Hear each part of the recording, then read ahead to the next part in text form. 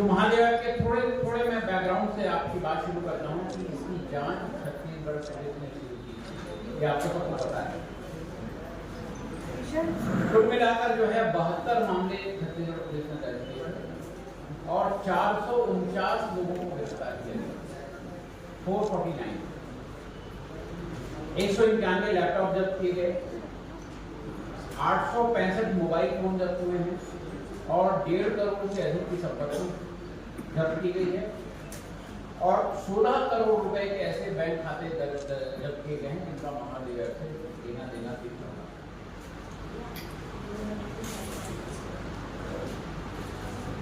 ED जब जांच शुरू करती है तो उसकी एक मजबूरी होती है या एक कानून बना हुआ है कि कोई अपराध पहले दर्ज होगा तभी वो जांच कर सकती है। तो छत्तीसगढ़ पुलिस ने महादेव ऐप पर जो मामला दर्ज किया उसके आधार पर जो है वो ईडी ने जांच शुरू की।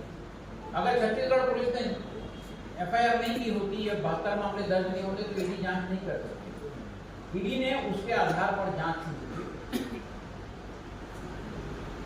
और बहुत दिलचस्प है कि आईएनबी मिनिस्ट्री की तरफ से जो प्रेस रिलीज आती है उसमें कहते हैं कि ईडी की तरफ से महादेव ऐप को बैन करने के हमारे पास अनुरोध आया था और किसी का अनुरोध नहीं आया।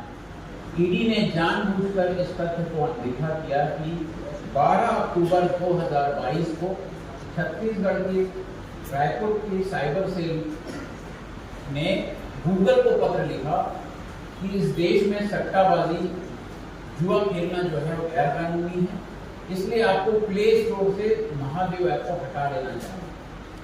और साइबर सेल के कहने पर गूगल ऐप से महादेव ऐप हटा।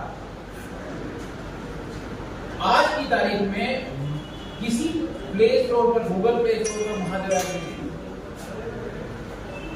तो तकनीकी रूप से जो बात केंद्र सरकार ने कही है कि हम उसको बैन करने जा रहे हैं, दरअसल वो बैन नहीं कर पा रहे हैं क्योंकि जिस दिन उन्होंने घोषणा की कि वो बैन करने जा रहे हैं उसी दिन एक टीवी चैनल ने बाकायदा महादेव ऐप से संपर्क किया और उनसे वो लिंक मिल गया जिसके आधार पर वो जुआ खेल सकते थे, सट्टा लगा सकते।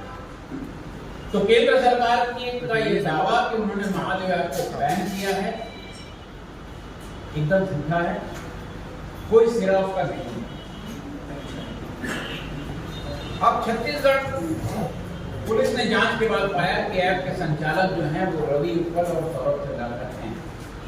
ये छत्तीसगढ़ पुलिस ने पहले पता किया। इसके बाद पुलिस ने इन दोनों के खिलाफ लुकआउट नोटिस जारी किया। छत्तीसगढ़ पुलिस के जो पुलिस महानिदेशक हैं उन्होंने अन्य राज्यों के महानिदेशकों को चिट्ठी भी लिखी। ये ऐसी एक सट्टेबाजी का खेल चल रहा है और इसको रोकना चाहिए। हम सब मिलकर काम करेंगे तभी रोक पाएंगे क्योंकि ये मल्टी स्टेट मामला है, पूरे नेशन वाइड चल रहा है। और इसके बाद से माननीय मुख्यमंत्री भूपेश बघेल जी लगातार कह रहे हैं कि ऐप को रोक लगाने का अधिकार अब सिर्फ केंद्र सरकार को है क्योंकि ये किसी विदेशी धरती से चलता है और इसके जो संचालक हैं, जिसके मालिक हैं, उनको गिरफ्तार भी केंद्र सरकार करवा सकती है क्योंकि छत्तीसगढ़ राज्य पुलिस का अधिकार क्षेत्र जो है वो इस देश की सीमा के बाहर नहीं है। वैसे तो सिर्फ राज्य है पर दूसरे राज्य में अगर हो तो पुलिस जो है उस राज्य से सहयोग मांग सकती है। अंतर्राष्ट्रीय स्तर पर छत्तीसगढ़ पुलिस किसी को गिरफ्तार नहीं कर सकती। उन्होंने महादेव ऐप पर बार बार रोक लगाने की मांग की और आशंका भी ये जाएगी कि इस पर रोक इसलिए नहीं लग रही है, संचालकों को गिरफ्तार इसलिए नहीं किया जा रहा है क्योंकि भारतीय जनता पार्टी की महादेव ऐप के संचालकों से कोई साठ-गांठ हो गई है। शायद उनको महादेव ऐप से चंदा मिलने लगा है, ऐसा मुख्यमंत्री जी ने बार बार कहा। लेकिन सरकार के पीछे महादेव ऐप को बंद करना नहीं है क्योंकि आज की तारीख में जब मैं आपसे यहाँ बात कर रहा हूँ इस देश में लाखों लोग महादेव ऐप पर सट्टा खेल रहे होंगे क्योंकि जैसे मुख्यमंत्री जी ने कहा कि वो एपी के लिंक से आजकल महादेव ऐप पर सट्टा होता है। वो टीवी चैनल ने उसका बाकायदा विजुअल भी दिखाया कि कैसे महादेव ऐप आगे चलता है। अब ईडी की जांच की बात कर लें। भारतीय जनता पार्टी जो है आज तक धर्म को राजनीति से जोड़ते आई। हर बार जब राजनीति करनी होती तो धर्म को बीच में ले आती है, लेकिन प्रधानमंत्री बनने के बाद भाजपा ने अपराध को राजनीति से जोड़ दिया। और गृह मंत्री बनने के बाद जब अमित शाह गृह मंत्री बने, उसके बाद से ये प्रक्रिया और तेज हो गई है। केंद्रीय जांच एजेंसियों का दुरुपयोग भरपूर होने लगा है और हर अपराध को राजनीति से जोड़कर केंद्रीय जांच एजेंसियों का दुरुपयोग किया जा रहा है। कहने को तो ईडी जो है वो मनी लॉन्ड्रिंग की जांच कर रही है, उसका जांच का दायरा मनी लॉन्ड्रिंग है, लेकिन घटनाक्रम से जाहिर है, जो अभी तक ईडी की जांच हुई है उससे जाहिर है कि ईडी की जांच कांग्रेस नेताओं, खासकर मुख्यमंत्री और उनके आसपास के जो लोग हैं, उन्हीं को घेरने, लपेटने और बदनाम करने की साजिश कर है। उन्होंने मेरे घर में छापा मारा ईडी में, आप सब तो ये जानकारी है, मैंने प्रेस कॉन्फ्रेंस भी की थी। उनके दो एसपी आशीष वर्मा जी और मनीष बंसोड़ जी के यहाँ छापा डाला, विजय भाटिया जी के यहाँ छापा डाला, और विजय भाटिया जी के यहाँ जो छापा डाला वो बहुत अमानवीय परिस्थितियों में उन्होंने जांच की। मैं उसके विस्तार में नहीं जाऊंगा। कितनी भी बड़ी एजेंसी हो, वो ऐसी परिस्थितियों में जांच और छापेमारी नहीं करती। ऐसी परिस्थितियों में जब इन्हें कुछ नहीं मिला, मेरे यहाँ छापा मार के, ओएसडी के यहाँ छापा मार के, विजय भाटिया जी के यहाँ छापा मारने के बाद जब कुछ नहीं मिला, तो फिर एक नया कुचक्र शुरू हुआ। 3 नवंबर को उन्होंने एक व्यक्ति को गिरफ्तार किया, उसकी कार से और उसके घर से करोड़ों रुपए बरामद किए, और उस व्यक्ति का कथित बयान है। इस बयान की पुष्टि मैं नहीं कर सकता, इस बयान की पुष्टि आप में से कोई नहीं कर सकता, क्योंकि वो ईडी की गिरफ्तारी में हुआ बयान है। उस बयान की परिस्थिति क्या थी कि हम सब नहीं जानते हैं, पर उसने कहा कि वो किसी बघेल के नाम से पैसे पहुंचाने आया है, और ईडी ने बहुत सुविधापूर्ण ढंग से भाजपा की सुविधा के लिए उसको भूपेश बघेल से जोड़ दिया। किसी बघेल के लिए लेके आया था, वो तो कोई भी बघेल हो सकता है, पर उन्होंने कहा कि भूपेश बघेल, और फिर ये बयान जारी करवा दिया कि 508 करोड़ रुपए पहुंचाने की बात थी, ये सब थी, और आखिरी में एक लाइन लिखते हैं, सब्जेक्ट टू इन्वेस्टिगेशन। मतलब आरोप पूरा लगा दिया आपने, भाजपा को आपने एक चुनावी हथियार दे दिया और कहा कि अभी ये जांच का विषय है। अगर जांच का विषय है तो कोई जिम्मेदार एजेंसी किसी व्यक्ति की इस तरह की मानहानि कैसे कर सकती है?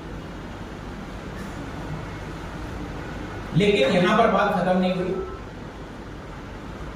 उस प्रेस रिलीज में एक नाम आया पहली बार, शुभम सोनी। बहुत दिलचस्प बात बता रहा हूं। महीनों की जांच के बाद ईडी ने चार्जशीट पेश की कोर्ट में,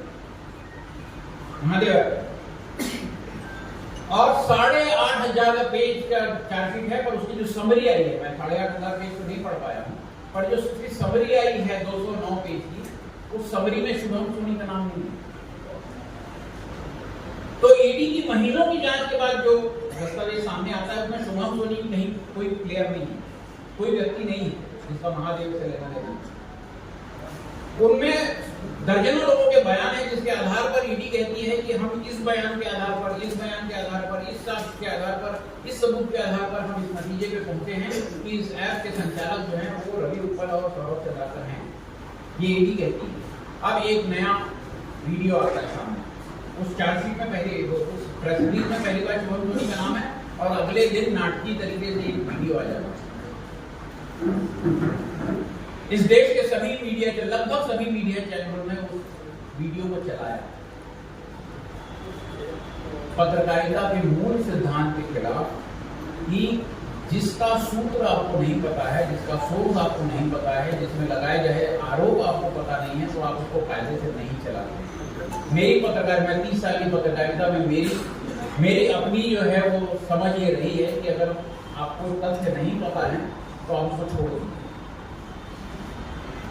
मूल वाक्य जब मैं पहली बार पत्रकारिता सीख रहा था तो कहा कि very doubt cut it out. जब शंका हो छोड़ दीजिए, पर पूरे देश के मीडिया चैनलों ने चलाया और किसी ने नहीं बताया कि इसका स्रोत क्या है, इसका सोर्स क्या है, कहां से मिला वीडियो आपको। शायद इसने नहीं पूछा, और ये सवाल आप लोगों ने भी इसलिए नहीं पूछा कि आप सबको पता होगा कि कहां से आएगा, किसने जाएगा, किसी के मन में शंका नहीं। अब शुभम सोनी जो है वो दावा ये कर रहे हैं कि वो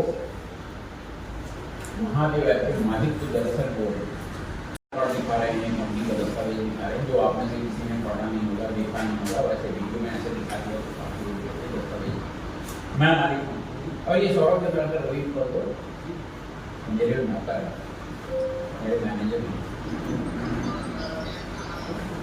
तो मुख्यमंत्री जी ने ठीक कहा कि ऐसा मौका कितना बड़ा होगा जिसकी शादी में 200 करोड़ रुपये कितना बड़ा मौका है। अब ईडी इस बात पे कोई जवाब नहीं दे रही है कि अब वो क्या सोचती है। दरअसल महादेव ऐप का संचालक शुभम सोनी है या रवि उत्पल और सौरभ चंद्रा है। अब ईडी को बताना पड़ेगा कि उनको चार्जशीट में तो नहीं दिखाते हैं। और ये शुभम सोनी जो है ये क्या क्या बोलता है, ये बोलता है कि वर्मा जी से मैं मिला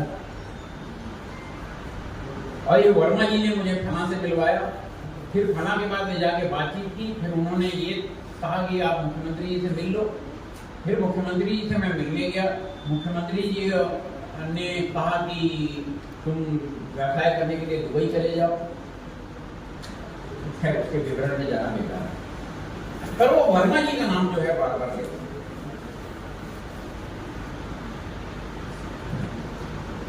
और जैसा कि इसकी स्क्रिप्ट में लिखा गया था ईडी की, उस वीडियो के चलने के तुरंत बाद जो है भारतीय जनता पार्टी एक प्रेस कॉन्फ्रेंस करती है, वीडियो दिखाती है जर्नलिस्टों को,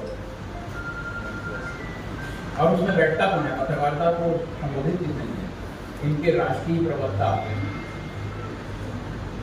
मीडिया विभाग के संयोजक सिद्धार्थ नाथ सिंह, और उनके साथ बैठते हैं केदार गुप्ता और अनुराग अग्रवाल जो स्थानीय लोग।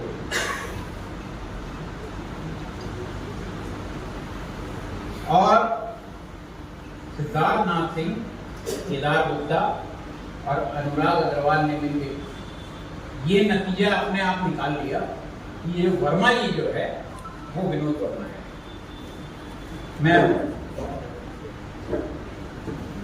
इस प्रदेश में लाखों वर्मा हैं, लाखों, मैं 100,000 भी नहीं बोल रहा हूं, लाखों वर्मा हैं।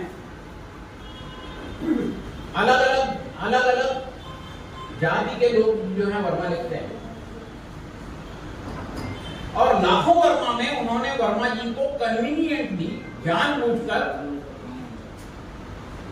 विनोद वर्मा बना दिया।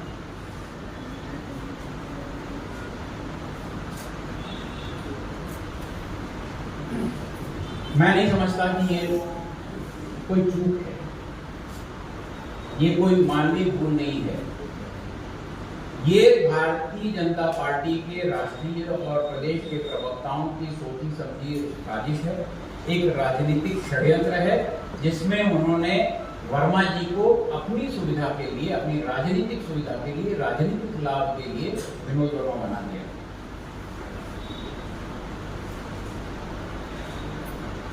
तो ये तो बताना होगा कि इस नतीजे पे कैसे पहुंचे। तो कल मेरे वकील ने सिद्धार्थ नाथ सिंह, केदार गुप्ता और अनुराग अग्रवाल को एक नोटिस भेजी है। मैं मानहानि का मुकदमा करूंगा अगर वो इस नोटिस के बाद माफी नहीं मांगते हैं और सार्वजनिक रूप से अपना बयान वापस नहीं देते। तो मानहानि का मुकदमा करने की तैयारी मैंने कर ली है। उन्होंने कानूनी नोटिस जो है कल दोनों को भेज दिया। कुछ सवाल हैं जो मैं आपके सामने उठाना चाहता हूँ। ये ईडी ने जो अब तक कार्रवाई की है उससे कुछ प्रमुख सवाल हैं जिस पर बात करनी चाहिए। एक अनजान व्यक्ति के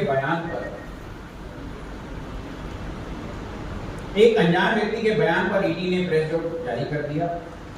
कि भूपेश बघेल पर के पास पैसा पहुंचा था मुख्यमंत्री जी के पास। इस बयान का सच क्या है, इसकी जांच अभी होनी बाकी है। और भारतीय जनता पार्टी जो है वो एक राजनीतिक मुद्दा बनाकर अब चुनाव में सामने है कि उन्होंने पैसे दिए। ईडी खुद कह रही है कि मुझे अभी जांच करनी है।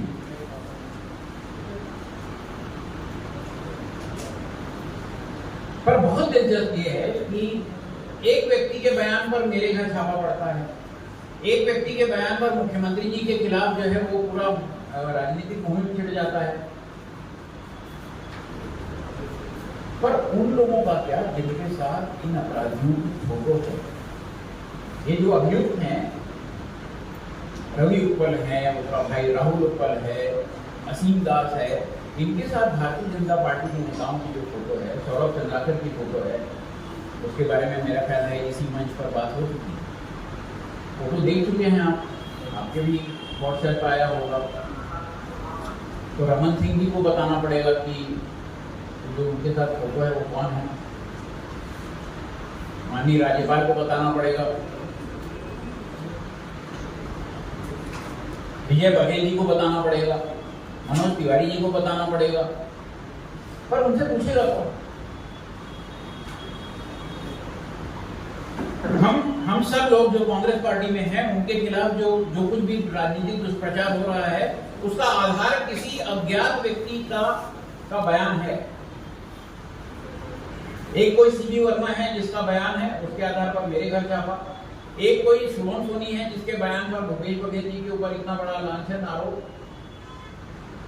पर जिनके साथ फोटो खींच रही है, जो भारतीय जनता पार्टी की टोपी पहने हुए हैं, उनके खिलाफ ईडी का एक शब्द नहीं। जिस कार में पैसा मिला, उस कार का किस्सा सुन चुकी, किसकी कार है? वो भारतीय जनता पार्टी के नेता के भाई की कार है। और ये हमारे आरटीआई के जो चेयरमैन है प्रदेश के, नितिन सिन्हा जी, उन्होंने आनंद फानंद में आरटीआई से कागज निकाले हैं। और इसमें एक वाक्य बहुत महत्वपूर्ण है, जिसमें ये कहा गया है कि परसों तक, परसों मतलब आज है 9 तारीख, 8 तारीख तक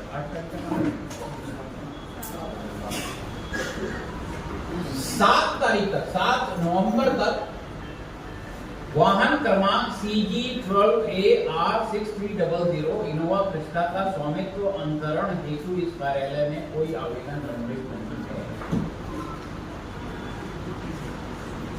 तो वाहन का स्वामित्व बदला नहीं जा सकता। अभी यही जानना बचा है कि इस कार के मालिक के बारे में ईडी क्या करने वाली है। तो मेरा कहना यह है कि ईडी जो है वो दरअसल एम्बेडेड डिटेक्टिव्स ऑफ भाजपा हैं। जर्नलिज्म में हम लोग ये शब्द बार यूज कर रहे थे, एम्बेडेड जर्नलिज्म बोलते थे। जब किसी सेना के साथ आप रिपोर्टिंग के लिए चले जाते हैं, किसी बड़े ग्रुप के साथ आप चले जाते हैं, तो एम्बेडेड जर्नलिज्म कहलाता है वो। तो ये एम्बेडेड डिटेक्टिव्स हैं। तो ये भाजपा के साथ जासूसी करने वाले लोग हैं, ईडी एम्बेडेड डिटेक्टिव हैं। तो जो सवाल है उसका जवाब तो ना आया है, और ना मैं उम्मीद करता हूं कि भारतीय जनता पार्टी की सरकार जब तक केंद्र में है, नरेंद्र मोदी जी और अमित शाह जब तक हैं, तब तक नहीं आएगा। पर सवाल उठाना हमारा दायित्व है, हमको उठाना चाहिए, हम सवाल उठा रहे हैं। जहां कानूनी हमको रास्ता मिलेगा वहां कानूनी रास्ता भी अपनाएंगे। मैंने मानहानि का मुकदमा करने की तैयारी की है, मैंने नोटिस भेजा है, जरूरत पड़ेगी तो FIR भी करवाना। बहुत धन्यवाद। आपके सवाल? एक सवाल है कि